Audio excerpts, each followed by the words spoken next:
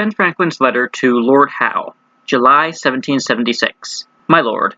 I received safe the letters your lordship so kindly forwarded to me, and beg you to accept my thanks. The official dispatches, to which you refer me, contain nothing more than what we had seen in the Act of Parliament, offers of pardon upon submission, which I was sorry to find, as it must give your lordship pain to be sent so far on so hopeless a business. Directing pardons to be offered to the colonies, who are the very parties injured, expresses indeed the opinion of our ignorance, baseness, and insensibility, which your informed and proud nation has long been pleased to entertain of us. But it can have no other effect than that of increasing our resentments. It is impossible we should think of submission to a government that has, with the most wanton barbarity and cruelty, burned our defenseless towns in the midst of winter, excited the savages to massacre our farmers and our slaves to murder their masters, and is even now bringing foreign mercenaries to deluge our settlements with blood. These atrocious injuries have extinguished every remaining spark of affection for that parent country we once held so dear.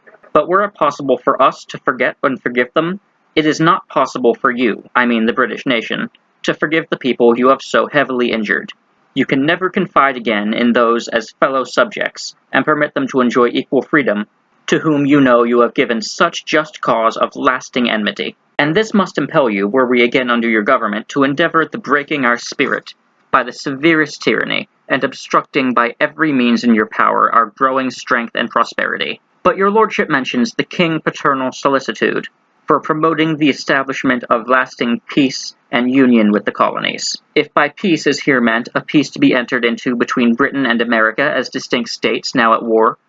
and his majesty has given your lordship powers to treat with us of such a peace, I may venture to say, though without authority, that I think a treaty for that purpose not yet quite impracticable, before we enter into foreign alliances. But I am persuaded you have no such powers. Your nation, though by punishing those American governors who have created and fomented the discord, rebuilding our burnt towns, and repairing as far as possible the mischiefs done us, she might recover a great share of our regard, and the greatest part of our growing commerce, with all the advantages of that additional strength to be derived from a friendship with us. I know too well her abounding pride and deficient wisdom to believe she will ever take such salutary measures.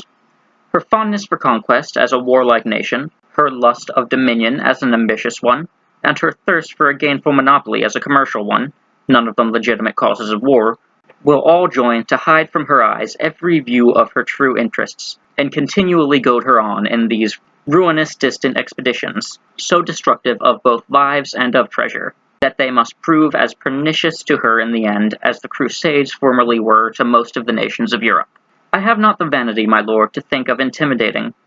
by thus predicting the effects of this war,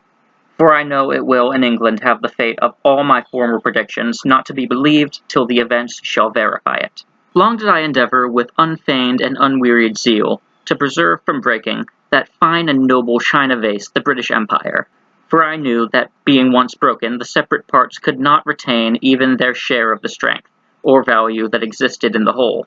and that a perfect reunion of those parts could scarce ever be hoped for. Your lordship may possibly remember the tears of joy that wet my cheek when, at your good sister's in London, you once gave me expectations that a reconciliation might soon take place. I had the misfortune to find those expectations disappointed, and to be treated as the cause of the mischief I was laboring to prevent. My consolation, under that groundless and malevolent treatment, was, that I retained the friendship of many wise and good men in that country, and among the rest, some share in the regard of Lord Howe. The well-founded esteem, and permit me to say affection, which I shall always have for your lordship, makes it painful to me to see you engaged in conducting a war, the great ground of which, as expressed in your letter, is the necessity of preventing the American trade from passing into foreign channels. To me it seems that neither the obtaining nor retaining any trade, how valuable soever, is an object for which men may justly spill each other's blood, that the true and sure means of extending and securing commerce is the goodness and cheapness of commodities,